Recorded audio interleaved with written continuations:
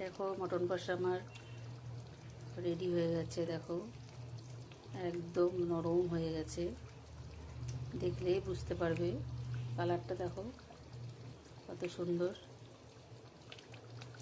দেখো তোমরাই বলো, দেখো কালারটা কত সুন্দর এসছে। মাটনের পিসগুলো দেখো একদম চর্বি শুদ্ধ মাটন। দেখো ঝটপট বানিয়ে নিও এভাবে।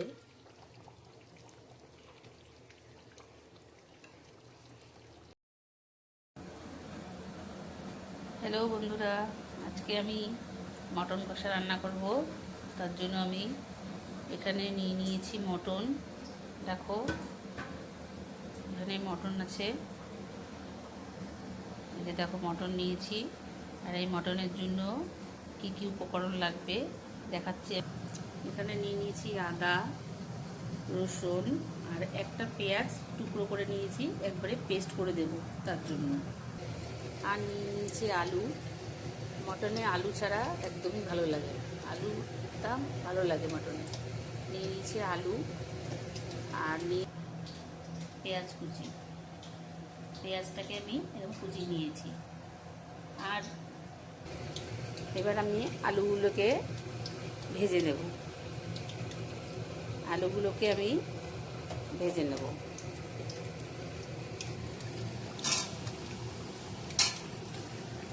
তেলটা আগেই গরম হয়ে গেছিলো, এই আলুগুলোকে ভেজে নেব। আর মটনে যা উপকরণ লাগে তাই দেব। গুঁড়ো মশলা যা লাগে, হলুদ, লবণ, লঙ্কার গুঁড়ো, ধনের গুঁড়ো, তেজপাতা, গোটা গরম মশলা ফোড়ন দেব, লবণ, যা যা লাগে গুঁড়ো মশলা সব দেব। আর দেব টক দই। টক দই দিয়ে ভালো করে আমি মটনটাকে ম্যারিনেট করে নেব। আমাদের ম্যারিনেট করার দেখাচ্ছি। আলুটা আমার ততক্ষণে ভাজাটা হোক। একটু লবণ আর হলুদ দিয়ে আলুটাকে আমি ভেজে নেব একটু লাল লাল করে। দেখো আমার আলুগুলো লাল লাল করে ভাজা হয়ে গেছে, সুন্দর করে আলুগুলোকে ভেজে নিয়েছি। দেখো এবার আমি ওই তেলেই পেঁয়াজগুলো ভেজে নেব।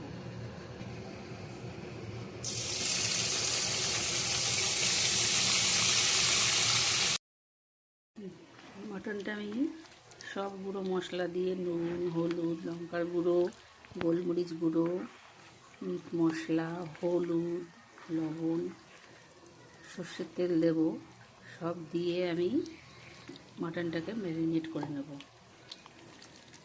ভালো করে। টক দই দিয়েছি, ধনের গুঁড়ো, জিরের গুঁড়ো, যত গুঁড়ো মশলা আছে মোটামুটি দিয়ে দিয়েছি। সব দিয়ে আমি মাটনটাকে ভালো করে ম্যারিনেট করে দেব।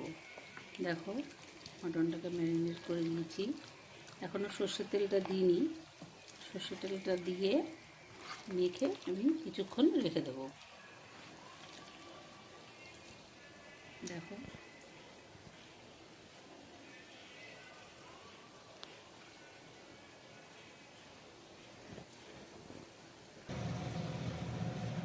আদা রসুনটাও দিয়ে দিলাম এর সাথে একবারে মেখে। আদা রসুনটাও আমি পুরো এর সাথে মিশিয়ে দেব। এদিকে কড়াই বসিয়ে দিয়েছি, তেল গরম হয়ে গেছে। এবার আমি এর মধ্যে গোটা গরম মশলা ফোড়ন দিয়ে দেবো।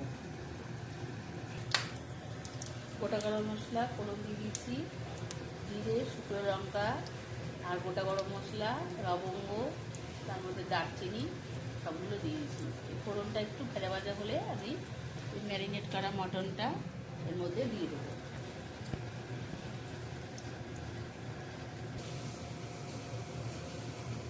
মটনটা দিয়ে দিয়েছি, এবার দিয়ে আমি ভালো করে কষিয়ে নেবো এটাকে।